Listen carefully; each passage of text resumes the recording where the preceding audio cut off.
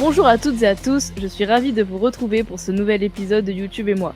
N'oubliez pas que YouTube et moi, c'est tous les mercredis à 18h sur Radioverse et dispo en replay une heure après sur la nuit du dimanche. Et j'en profite aussi pour vous dire de ne pas hésiter à aller nous suivre sur les réseaux sociaux Radioverse of Multiverse sur Instagram et TikTok et la nuit du dimanche sur Instagram.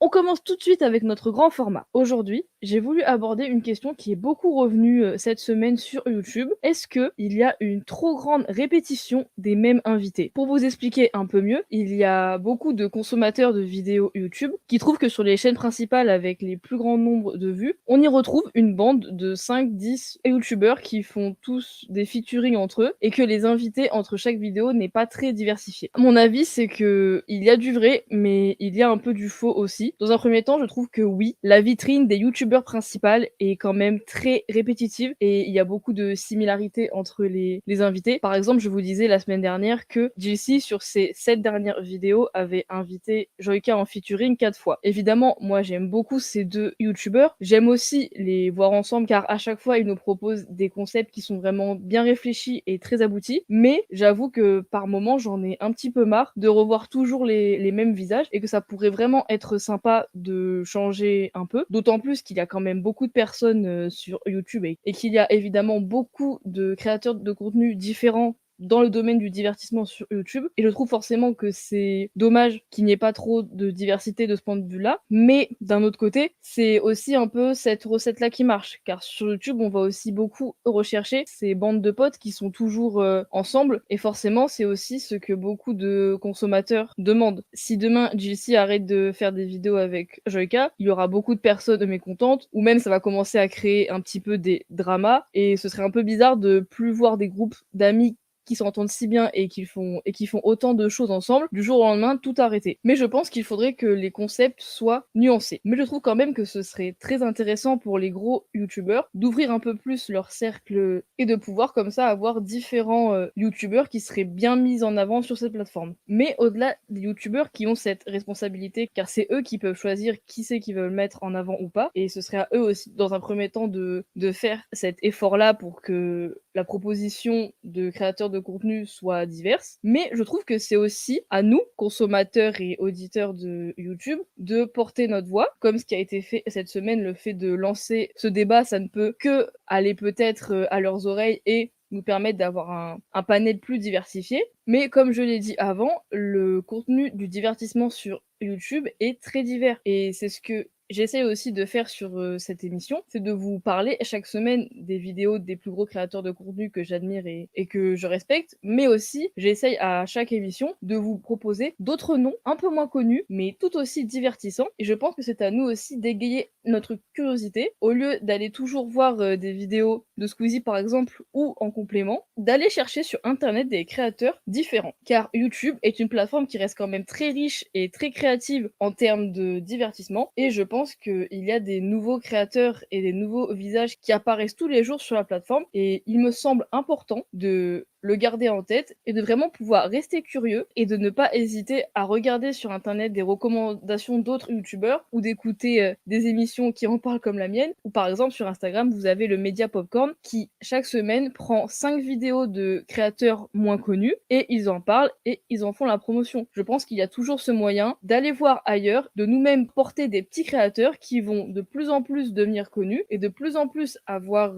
de notoriété et qui pourra après leur permettre d'arriver chez des plus grands youtubeurs. On a pu le voir par exemple avec Anime, qui est un streamer mais qui a fait une montée en puissance et une montée en notoriété incroyable et très rapide. Donc il y a vraiment rien qui est impossible et c'est un peu nous aussi qui avons ce pouvoir de décider qui c'est qu'on peut amener un peu plus sur le devant de la scène. De plus, nous avons pu voir cette semaine que Joyka s'est emparé du problème et il a créé un formulaire où il demandait notre avis sur cette problématique-là. Dans un premier temps, la première question c'est est-ce que ça nous dérange? À titre personnel, en partie non, en partie oui. Et ensuite, il a laissé plusieurs espaces pour donner des noms de youtubeurs ou youtubeuses qu'on aimerait voir un peu plus sur la plateforme ou dans des plus gros concepts avec des plus gros youtubeurs. Donc je pense que ce débat a pu engendrer une prise de conscience chez les plus gros créateurs et je pense qu'il ne faut pas lâcher et qu'il faut continuer à en parler pour que ça puisse être entendu un peu partout. Par exemple avec le formulaire de Joyka, voir s'il a juste fait ça pour nous montrer qu'il soutenait le débat, mais s'il y a juste un formulaire et qu'il n'y a rien derrière, ce sera forcément un peu inutile. Mais je pense que c'est une question qu'il faut suivre de près et surtout n'hésitez pas à vous faire entendre en mettant des suggestions quelquefois en commentaire de vidéo ou à en parler avec vos amis autour de vous. Et je pense que plus on va continuer à en parler, plus les choses peuvent changer et on pourra avoir à terme des invités de plus en plus variés. Les vidéos de la semaine. Michou, j'ai invité 50 youtubeurs à se battre. Les amis, bienvenue dans cette vidéo. Aujourd'hui, je reçois 50 youtubeurs qui vont s'affronter sur une série de 5 épreuves. Épreuves sportives. Épreuve physique, je vais sortir direct. De réflexion. Moi, s'il y a de la culture G, c'est mort. D'équipe. Allez, Charles! S'il y a des éliminations, on s'élimine pas. Ok. Et de trahison. Alors, trahis tes potes? Est-ce que je vais trahir quelqu'un? Aïe, aïe, aïe. Je sais pas. J'ai choisi cette vidéo aussi pour appuyer le grand format du jour. Ce que j'ai aimé dans cette vidéo, c'est qu'il y avait donc 50 youtubeurs différents et c'était des youtubeurs très variés sur différents sujets. Sur les 50, je pense qu'il y en avait une vingtaine dont je n'avais jamais entendu parler et je trouve ça vraiment bien car je sais pas si c'est volontaire de la part de Michou ou si c'est plus ou moins le fruit du hasard qui fait qu'il ait posté une vidéo avec de nombreux youtubeurs très différents en même temps sur la semaine où il a eu ce débat. Mais je trouve que ça nous montre que de gros youtubeurs tels que Michou, qui doit être dans le top 10 de ceux avec la plus grande notoriété, peuvent quand même faire des très bonnes vidéos, très qualitative avec 50 youtubeurs plus ou moins connus. Donc ce que j'ai aimé dans cette vidéo, c'est la diversité des profils. Les épreuves étaient assez travaillées et assez différentes de ce qu'on peut voir sur YouTube. Après, je trouve qu'il y a un peu une américanisation des concepts et que ça ressemble beaucoup à ce qu'on peut voir sur la chaîne de MrBeast. Je dis pas forcément que ça me déplaît car même si le format de la vidéo est très américain, c'est quand même après fait par des Français et je trouve quand même qu'on a vraiment cette patte du divertissement français qui est très présent dans cette vidéo. Mais c'est vraiment une vidéo que j'ai bien aimé. Michou, je regarde pas trop et il me semble qu'il n'avait pas posté de vidéo depuis un bon petit moment sur la plateforme et je trouve ça vraiment cool qu'il revienne avec un concept assez fou et assez innovant et je vous conseille vraiment d'aller la voir et je pense que c'est un très bon retour sur YouTube de la part de Michou. Raska, on a nettoyé l'inétoyable Fit Elian. C'est une vidéo qui a dans un premier temps un ton très sérieux car elle aborde le syndrome de Diogène. Le syndrome de Diogène, c'est quoi? Ce syndrome est en fait un trouble du comportement et sa spécificité, c'est qu'il peut amener à une condition de vie négligée ou insalubre, comme on peut le constater dans la vidéo. C'est souvent ce qu'on voit dans la vidéo, ça se caractérise par une accumulation extrême d'objets dans un appartement. On le voit par exemple avec le nombre astronomique de différentes canettes qui ne sont pas à la poubelle et qui sont étalées partout dans l'appartement et au final c'est un peu l'appartement en lui-même qui devient une poubelle et c'est cette accumulation d'objets qui va créer un endroit qui va devenir très dangereux pour la santé de la personne atteinte de ce trouble. On fait la rencontre d'une équipe de nettoyage qui est spécialisée dans ce genre de nettoyage où la maison est vraiment dans un sale état et c'est même très compliqué d'y vivre et c'est même très dangereux pour la santé. Et même si la vidéo a un ton très humoristique car ça reste du divertissement et ça reste la chaîne de Raska, j'ai quand même senti que la vidéo était abordée avec maturité et qu'il y avait vraiment une envie de comprendre et de pouvoir faire de la sensibilisation autour de ça. Malheureusement, c'est aussi un trouble qui peut atteindre un peu n'importe qui. La plupart des personnes qui sont atteintes de ce syndrome le cachent, n'en parlent pas à leur famille, soit par honte ou pour plusieurs raisons qui peuvent être liées à ce syndrome. Et c'est alors pour ça qu'il faut être assez vigilant et essayer au mieux de pouvoir aider et accompagner les personnes qui en seraient atteintes. Mais c'est quelque chose qui peut être très compliqué à détecter. Sans suivi médical ou psychologique, il peut aussi être très compliqué de sortir de ce syndrome. Mais si la personne s'en rend compte, fait le choix d'essayer d'arrêter, d'être contrôlée entre guillemets par ce syndrome, il y a plein de solutions qui sont mises en place pour pouvoir l'aider. Et c'est aussi ce que la vidéo démontre avec, dans un premier temps, le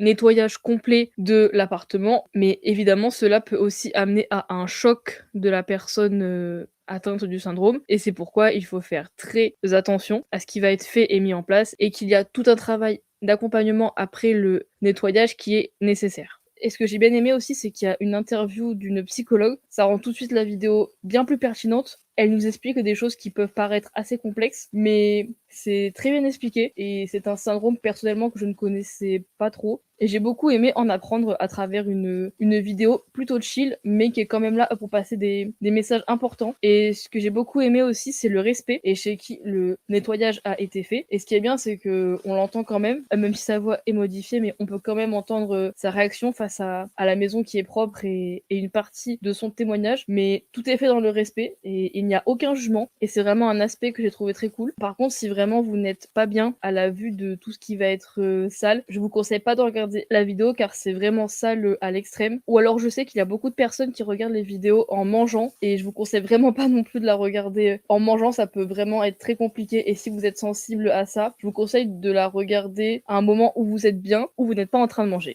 Bon, tu l'as compris, on dédramatise en faisant des vannes, mais le but c'est aussi de vous sensibiliser sur tout ça. Ça va passer à travers des discussions avec les équipes de nettoyage de Défi Clean qui nous accompagnent, qui sont là pour faire les choses carrées, avec les bons produits, les bons process de nettoyage, etc. Mais aussi avec une professionnelle de santé. Tu vas bien? Je vais très bien. Ouais. Est-ce que tu peux te présenter un petit peu? Je m'appelle Nathalie Prussia-Collin, je suis psychologue. On passe maintenant à la vidéo de Simon Puech, une fausse mort à 145 millions d'euros. Je ne m'attendais pas à grand chose en cliquant sur cette vidéo, mais au final je l'ai beaucoup aimée. J'ai adoré l'animation qui avait été faite pour illustrer l'histoire. Vraiment c'est une animation que je trouve qui ressemble un peu à ce qu'on retrouve dans le jeu vidéo et j'ai trouvé ça très cool. Elle est vraiment assez sombre, elle nous plonge vraiment dans le décor de l'histoire. On est vraiment immergé dans cette vidéo. Je ne sais pas qui est à l'origine mais vraiment un grand bravo à lui. C'est une vidéo qui parle principalement du Bitcoin, quelque chose qui m'a jamais intéressé, mais même si ça m'intéresse toujours pas après la vue de la vidéo, j'ai aimé en apprendre un petit peu sur cette monnaie d'internet entre guillemets, et c'était vraiment très intéressant. On en apprend beaucoup sur ces premières entreprises qui ont essayé de surfer sur cette vague du Bitcoin, même si on apprend aussi que certaines entreprises, dont celle de la vidéo, étaient trompeuses et elles étaient juste là pour se faire de l'argent sur le dos des personnes qui croyaient au Bitcoin. Et je trouve que cette vidéo met un bon avertissement à la dangerosité de ce qu'on peut voir sur internet et de certaines monnaies. Et comme à son habitude,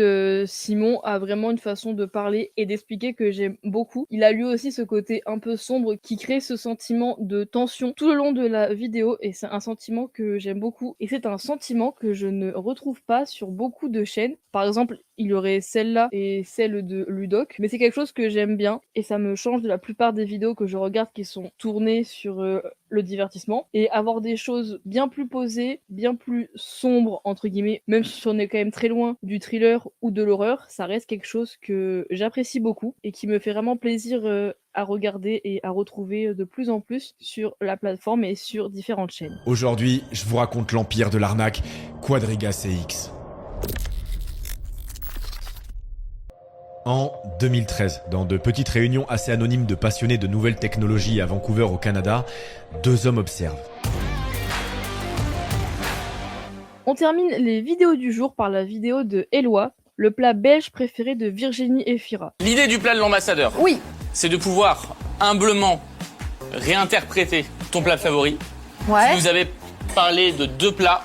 Ouais. Alors Eloi, c'est un youtubeur que je suis de plus en plus car je trouve que c'est très drôle la façon dont il a d'interagir avec son invité. Je trouve que c'est vraiment très bien fait. Ce que j'aime aussi beaucoup, c'est son montage et je trouve que son monteur est vraiment très drôle et très fort. J'ai vérifié en description, j'ai vu qu'il s'appelait Rémi Fossati. Je ne sais pas si c'est le monteur d'autres personnes car je trouve que le montage est un peu similaire à ce qu'on peut retrouver sur la chaîne de Squeezie par exemple ou même la chaîne de Maxime Biaggi. Mais vraiment c'est un montage qui est très cool car il est très dynamique, très rapide, il y a pas mal de références internet qui y sont glissées. Le monteur fait pas mal de petits commentaires que je trouve toujours très bien placés et très drôles. Donc vraiment je félicite beaucoup le monteur de Eloi. La base de la vidéo c'est tout simplement une recette de cuisine avec un invité. Au-delà de la recette de cuisine qu'on peut en même temps nous apprendre, même si je pense qu'après mes plusieurs visionnages sur la chaîne d'Eloi, je ne sais toujours pas cuisiner, mais pour ceux qui veulent, il est tout à fait possible de reproduire le plat qui se fait fait en vidéo. Et j'aime beaucoup ce côté on cuisine et en même temps l'invité, cette fois-ci Virginie Efira, se fait interviewer et doit aussi replonger à ses souvenirs personnels, car en général la cuisine c'est souvent quelque chose de personnel et lié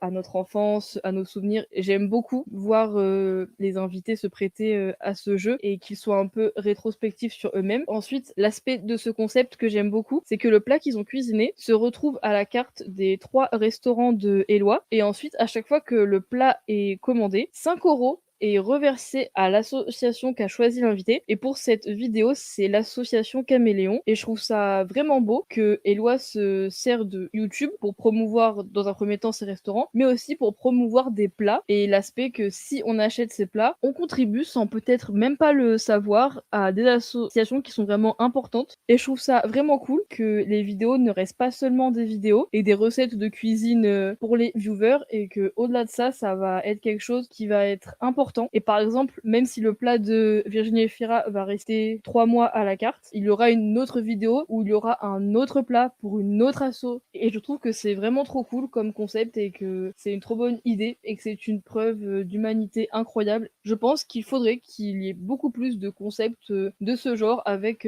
un aboutissant pour une assos ou pour une bonne action.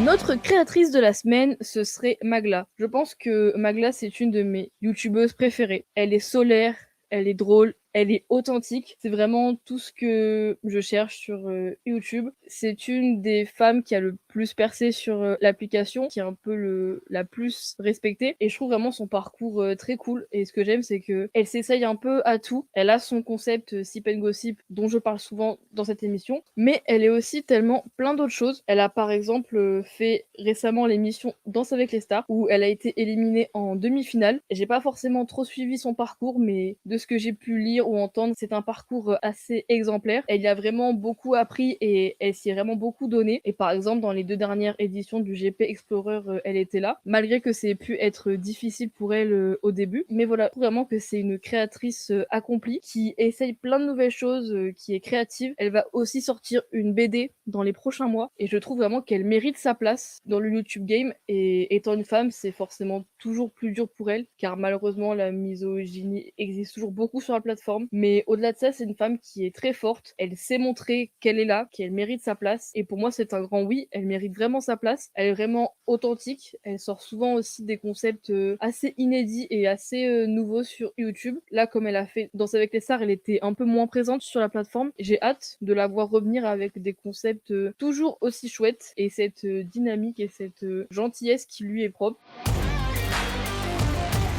Cette émission touche à sa fin, je vous remercie pour votre écoute. N'oubliez pas que YouTube et moi, c'est tous les mercredis à 18h sur Radioverse et dispo en replay 1 heure après sur La Nuit du Dimanche. Et j'en profite aussi pour vous dire de ne pas hésiter à aller nous suivre sur les réseaux sociaux, Radioverse of Multiverse sur Instagram et TikTok et La Nuit du Dimanche sur Instagram. On va se quitter en musique comme toujours. Mes petites nouveautés aujourd'hui, je n'ai pas pris une musique d'un créateur ou d'une créatrice de contenu, car j'ai envie aujourd'hui de mettre en avant une chanteuse que j'aime beaucoup. Je l'ai découverte dans la comédie musicale Molière et elle vient de sortir un nouvel EP. On écoute tout de suite Folle de Shaina.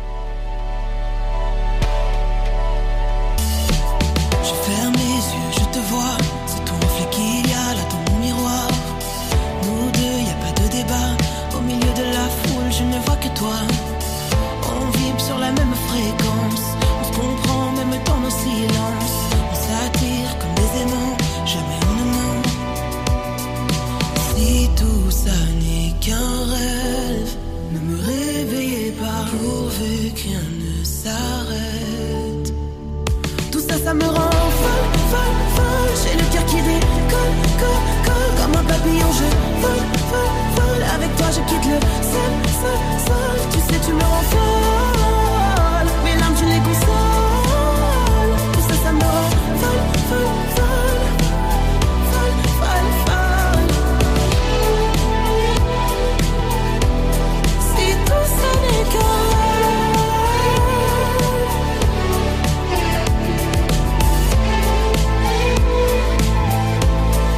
ne me réveillez pas.